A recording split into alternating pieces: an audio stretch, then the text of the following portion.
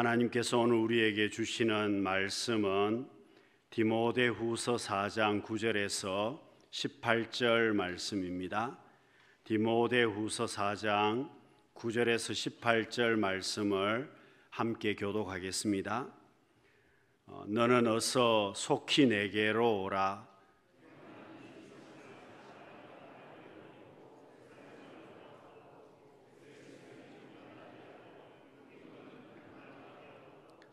누가만 나와 함께 있느니라. 내가 올 때에 마가를 데리고 오라.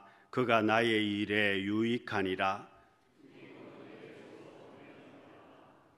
내가 올 때에 내가 드로아 가보의 집에 둔 겉옷을 가지고 오고 또 책은 특별히 가죽 종이에 쓴 것을 가져오라.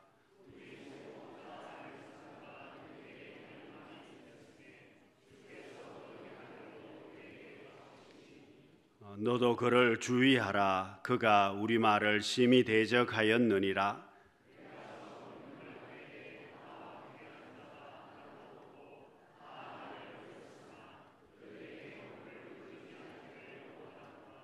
주께서 내 곁에 서서 나에게 힘을 주심은 나로 말미암아 선포된 말씀이 온전히 전파되어 모든 이방인이 듣게 하려 하심이니 내가 사자 입에서 건짐을 받았느니라.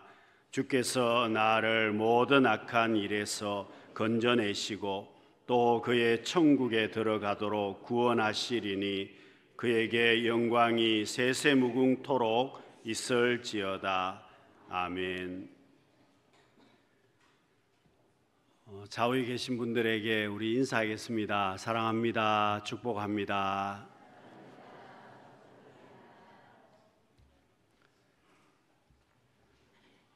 여러분, 카자흐스탄이란 나라를 들어보셨을 겁니다. 땅덩어리는 우리보다 훨씬 큰 나라입니다. 그런데 인구는 우리보다 훨씬 적습니다. 그런데 이 나라가 굉장히 추운, 겨울이 되면 굉장히 추운 지역이기 때문에 영하 40도에서 50도까지 내려간다고 합니다. 그래서 겨울에 이 나라의 허벌판을 통과하려면 굉장히 조심해야 된다는 겁니다. 여러분, 급하게 자기 혼자 빨리 가려고 자기 혼자 자동차를 몰고 그 허벌판을 지나가다가 만일 차가 고장이 나버리면 거기에서 꼼짝없이 얼어 죽는 사람들이 많이 생긴다는 겁니다. 겨울에 종종 그런 사건들이 많이 일어난다는 겁니다. 그러면 여러분 어떻게 해야 되겠습니까? 천천히 가야 된다는 겁니다. 자기가 급하게 지금 가야 되지만 좀 기다렸다가 함께 갈 수 있는 차가 두세 대가 모이면 차가 두세 대 함께 출발해야 된다는 겁니다. 그러면 가다가 차 한 대가 고장이 나더라도 다른 차들이 있기 때문에 그 사람은 살 수 있다는 겁니다. 그렇습니다. 멀리 가려면 함께 가라는 책이 있습니다. 이종선이라는 분이 쓴 책인데 첫 페이지에 이런 말이 있습니다. 세상에서 가장 어려운 일이 뭔지 아나? 돈 버는 일, 밥 먹는 일이 아니다. 세상에서 가장 어려운 일은 사람이 사람의 마음을 얻는 일이다. 여러분, 그가 이야기하는 그 이유가 있습니다. 멀리 가려면 사람이 사람의 마음을 얻어야 멀리 갈 수 있다는 겁니다. 함께하는 사람이 있어야 멀리 갈 수 있다는 것을 이야기했습니다. 마음이 통하는 사람이 있어야 그가 오랫동안 멀리 갈 수 있다는 것이 이 사람의 이야기입니다. 그렇습니다. 여러분, 나 혼자 가면 넘어지기 쉽다는 겁니다. 나 혼자 가면 먼 길을 갈 수 없다는 겁니다. 여러분, 본문에 사도 바울이 평생을 하나님 앞에 사역을 감당했습니다. 여러분, 본문은 바울이 디모데에게 보내는 편지입니다. 그리고 바울이 여러 가지 일들을 하면서 자신이 지금 죽을 날이 점점점 가까이 왔다는 것을 바울은 알고 있습니다. 디모데후서 4장 6절 말씀에 보시면은요, 전제와 같이 내가 벌써 부어지고 나의 떠날 시각이 가까이 왔도다. 바울은 지금 내가 죽을 날이 다 되어 간다고 이야기를 하고 있습니다. 여러분, 지금 바울이 갇혀 있는 곳은 감옥입니다. 1차로 바울이 감옥에 갇혔다가 풀려났다가 지금 다시 또 붙들려서 감옥에 갇혀 있는 그런 상황입니다. 네로의 박해가 점점 심해져서 이제는 바울이 자기가 순교할 날이 가까이 되었다는 것을 바울은 알고 있습니다. 그래서 디모데에게 편지를 쓰면서 속히 오라고 이야기를 하는 겁니다. 겨울이 오기 전에 속히 오라고 이야기를 하고 있습니다. 왜 여러분 겨울이 오기 전에 오라고 말하겠습니까? 겨울이 와버리면 지중해에 파도가 심해서 뱃길이 끊기기 때문에 배가 끊기기 전에 빨리 좀 오라는 것이었습니다. 여러분, 사도 바울 역시도 인간적인 위로가 필요했습니다. 그래서 디모데를 오라고 지금 이야기를 하고 있고요. 여러분, 바울과 디모데는 서로가 위로가 되고 서로에게 힘이 되는 그런 관계였습니다. 사도 바울은 동역자들과 함께 수많은 교회들을 개척했습니다. 여러분, 바울 혼자 개척한 것이 아니고 바울을 도와주는 동역자들이 참 많았습니다. 그 가운데 디모데가 있었는데, 여러분, 바울은 평생 독신으로 살았습니다. 결혼하지 않았습니다. 그런데 그가 믿음으로 낳은 아들이 있었는데 그가 바로 디모데였습니다. 여러분, 바울이 교회를 개척하고 또 다른 교회를 개척하기 위해서 바울이 떠나게 되면 누가 그 교회를 세웠느냐? 디모데가 남아서 그 교회를 안정시키고 그 교회를 성장시켰다는 겁니다. 바울 혼자 한 것이 아니라 디모데가 목회를 그렇게 잘 감당을 했습니다. 지금 바울이 순교할 때가 가까이 오고 있기 때문에 바울은 디모데를 부르고 있습니다.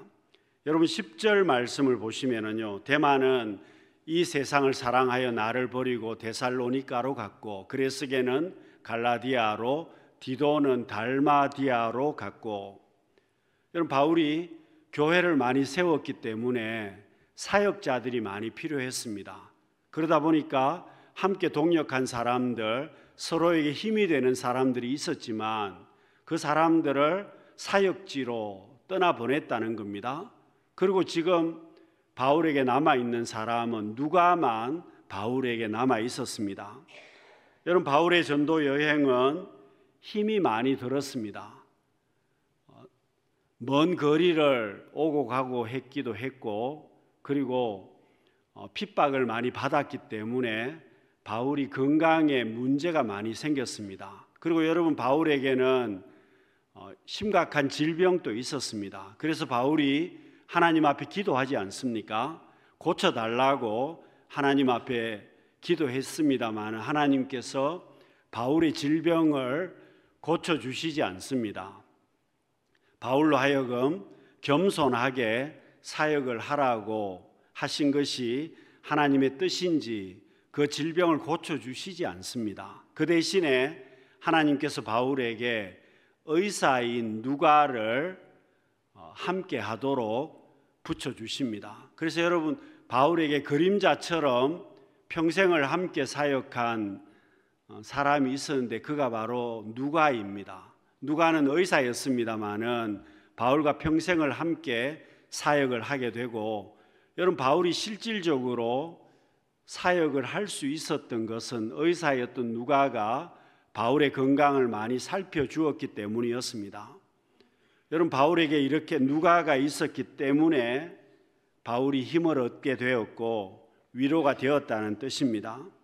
여러분, 소 한 마리가 6톤의 짐을 끌 수 있다고 합니다. 그러면 여러분, 소 2마리가 끌면 당연히 12톤의 짐을 끌 수 있을 것이다, 우리는 그렇게 생각하는데요, 2마리는 24톤의 짐을 끌 수 있다고 합니다.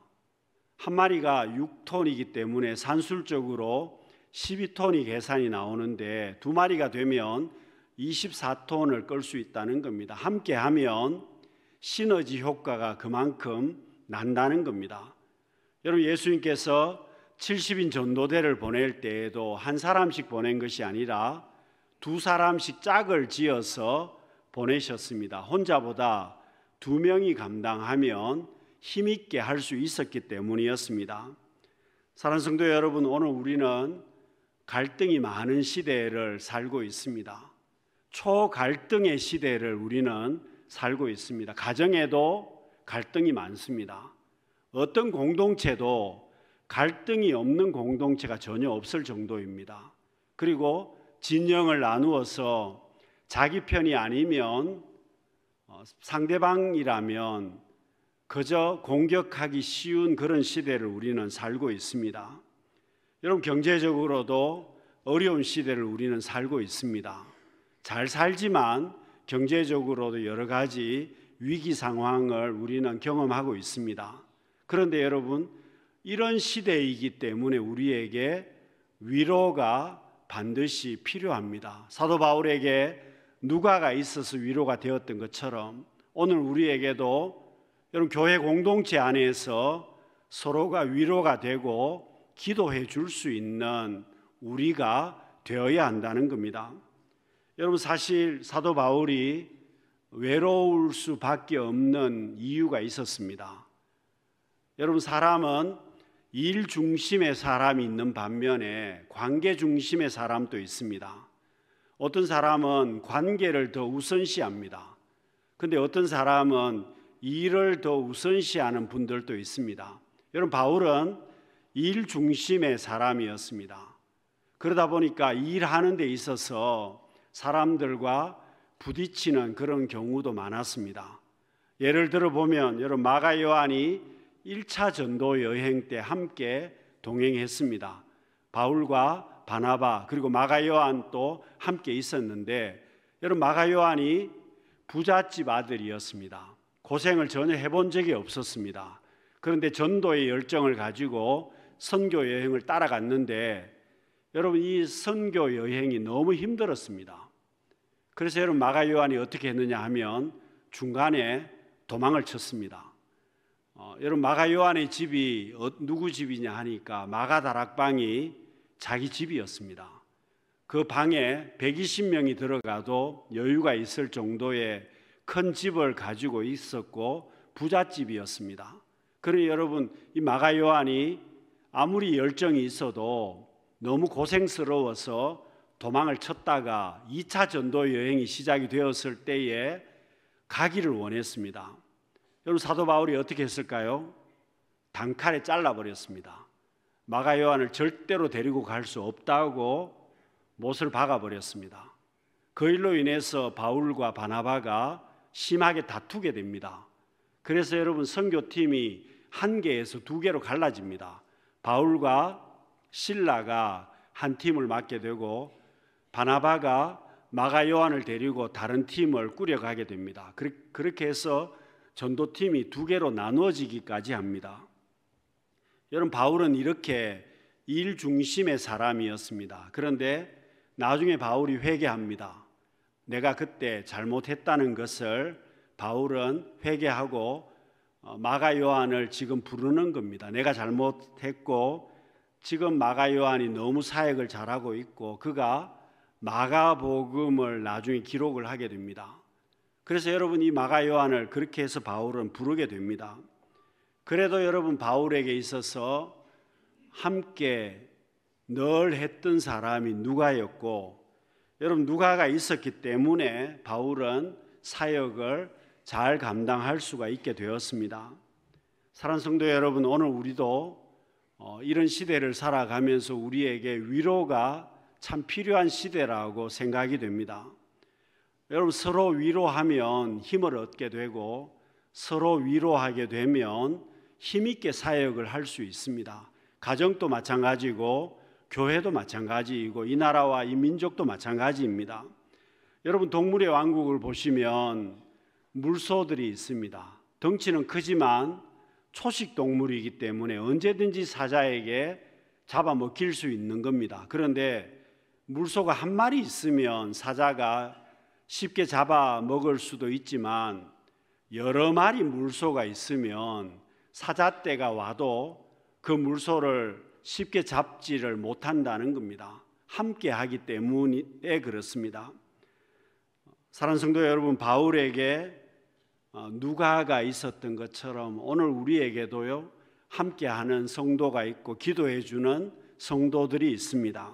여러분, 서로를 위해서 기도하고 도와줌을 통해서 어려운 시대를 우리가 살아갑니다마는 힘을 얻을 수 있는 우리 모든 성도님들이 되시기를 바랍니다. 여러분, 사람은 그래도 아무리 함께해도 떠날 수밖에 없습니다.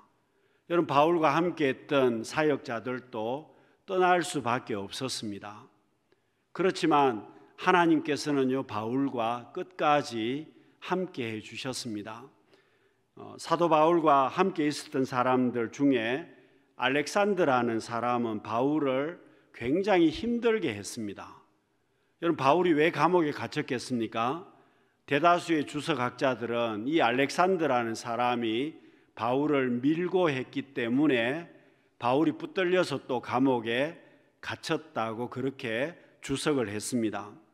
여러분, 14절 말씀을 보시면은요, 내게 해를 많이 입혔음에 주께서 그 행한 대로 그에게 갚으시리니. 여러분, 사도 바울이 이 알렉산더라는 사람이 함께 했던 사람이었는데 그가 해를 많이 입혔다고 고백을 하고 있습니다. 하나님께서 그대로 갚으실 것이라고 말할 정도였습니다. 여러분, 바울의 감옥 생활은 외롭고 쓸쓸했습니다. 많은 사람들이 바울을 떠나갔고 함께 하지를 못했습니다. 여러분, 우리도 그렇습니다. 우리 성도님들 중에 나도 지금 바울이 감옥에 있어서 외롭고 쓸쓸하다고 고백하는 것처럼 나도 지금 어렵다고 생각하시는 분들이 계실 겁니다. 나도 외롭다고 생각하시는 분들이 계실 겁니다. 나는 혼자라고 말씀하시는 분들도 계실 겁니다. 그런데 여러분, 우리가 알아야 되는 것은 사람은 필연적으로 외로운 존재입니다. 그래서 여러분, 내가 외롭지 않으려고 발버둥을 치면 굉장히 곤란해집니다. 그래서 여러분, 사람은 그렇게 정의를 하셔야 됩니다. 나는 외로울 수밖에 없는 존재다. 여러분, 왜 그럴까요? 나를 미워하는 사람들은요, 당연히 나를 떠납니다. 그러면 나를 좋아하는 사람들은 어떨까요? 나를 좋아하는 사람들도 때가 되면 떠나게 되어 있습니다. 부모님들이 떠나고요, 자녀들도 장성하면 떠나게 되어 있습니다. 사랑하는 남편도 아내도 때가 되면 다 떠나는 겁니다. 결국은 나 혼자 남을 수밖에 없습니다.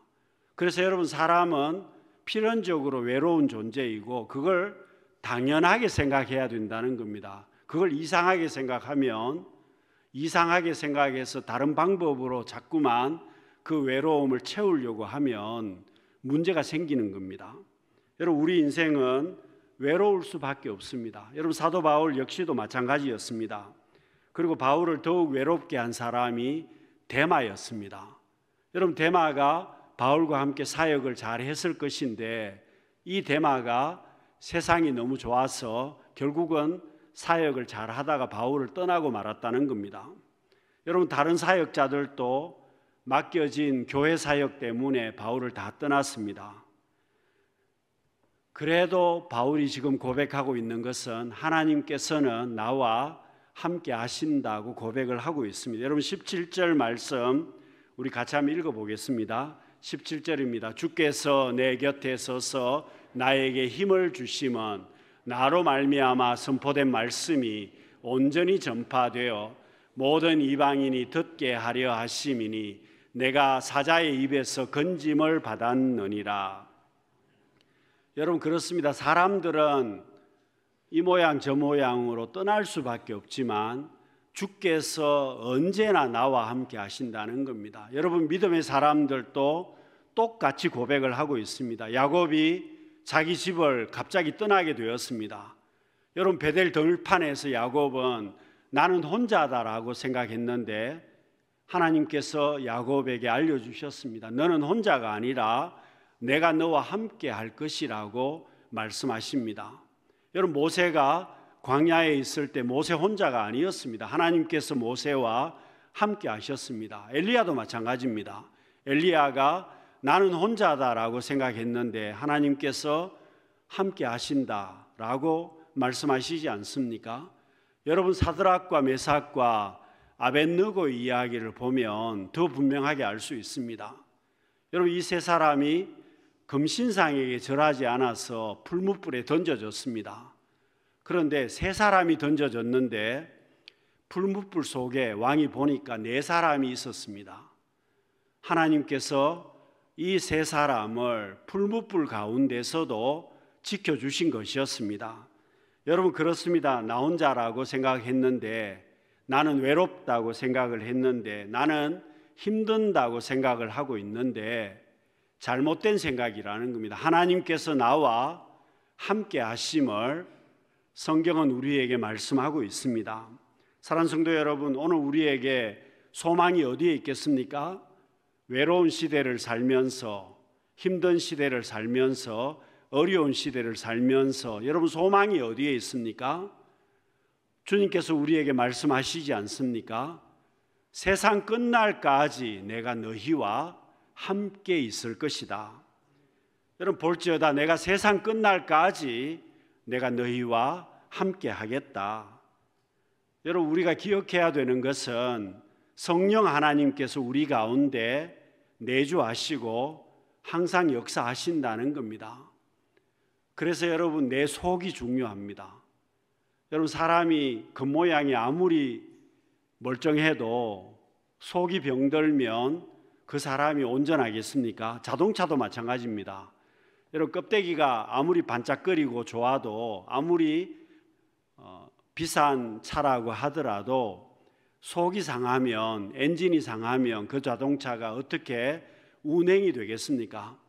여러분, 과거에 하용조 목사님이 그렇게 말한 적이 있었습니다. 자기가 처음 개척했을 때에 중고 자동차를 구입을 했다고 합니다. 그런데 중고였지만 자동차를 잘 관리를 해서 자동차가 반짝반짝했습니다. 차가 운행이 잘 되었다고 합니다. 그런데 잘 타고 다녔는데 갑자기 차가 연기를 내면서 멈췄다는 겁니다. 기름도 잘 넣고 다녔는데 왜 차가 멈췄느냐고 하니까 엔진 오일을 한 번도 갈아주지 않았다는 겁니다. 그렇게 해서 차가 멈춰버리고 말았다는 겁니다.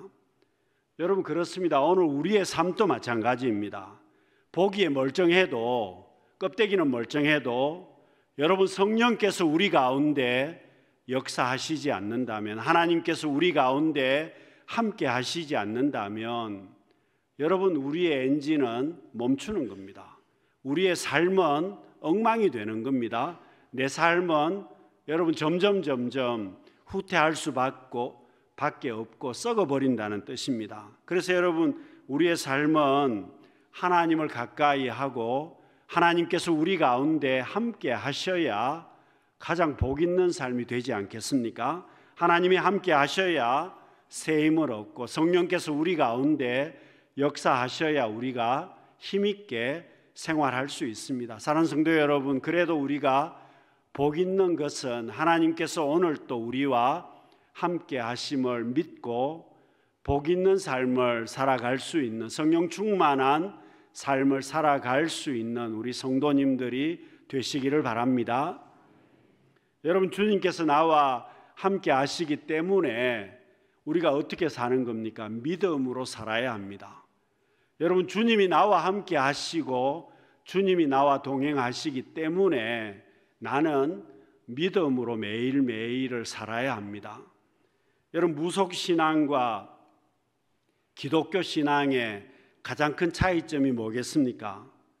여러분, 무속신앙은 미래가 결정이 되어 있다고 주장합니다. 그래서 무속인들이 뭐라고 이야기합니까?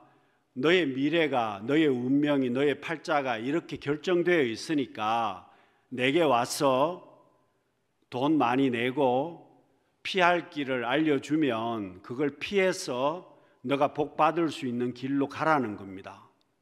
여러분, 미래가 결정이 되어 있다고 이야기를 합니다. 그런데 여러분, 기독교 신앙은 미래가 결정되어 있지 않습니다. 왜 그럴까요?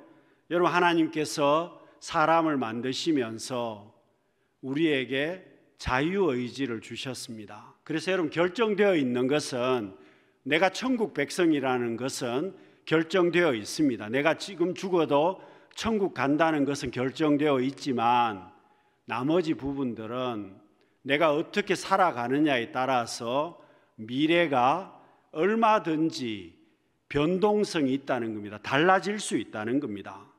그러니 여러분, 무속인들이 어떻게 나의 미래를 알겠습니까? 모르는 겁니다. 결정이 되어 있지 않기 때문에 모를 수밖에 없습니다.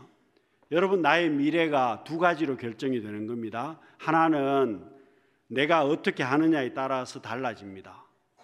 나머지 하나는 하나님께서 어떻게 결정하시느냐에 따라서 미래가 달라질 수밖에 없습니다. 그래서 여러분, 우리는 어떻게 살아야 되느냐? 기독교는 신본주의입니다마는 우리의 미래를 하나님께서 결정을 해놓지 않으셨습니다. 그래서 여러분, 내가 믿음으로 살아야 될 이유가 바로 여기에 있는 겁니다.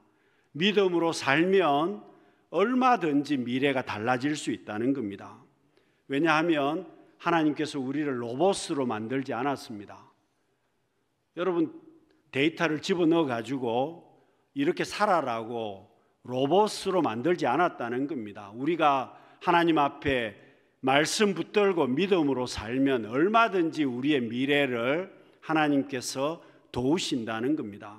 그래서 여러분, 아브라함이 75세 때 믿음으로 출발했습니다. 그러면 여러분, 아들을 언제 줄 것이라고 하나님께서 약속하셨습니까?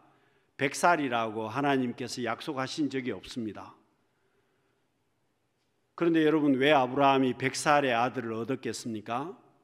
그가 믿음으로 출발했습니다마는 중간에 하갈을 통해서 이스마엘을 얻습니다. 만일 여러분, 아브라함이 하갈을 통해서 이스마엘을 얻지 않았더라면 90살에 이삭을 얻을 수도 있었습니다.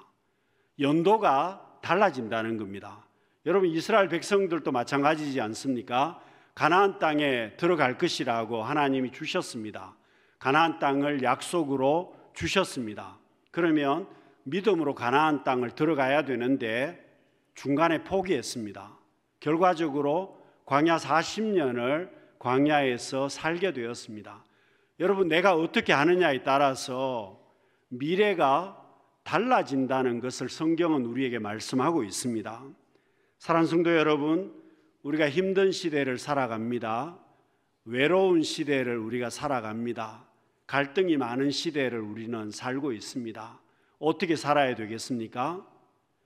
하나님께서 지금 또 우리와 여전히 함께 하십니다. 성령께서 우리를 도와주십니다.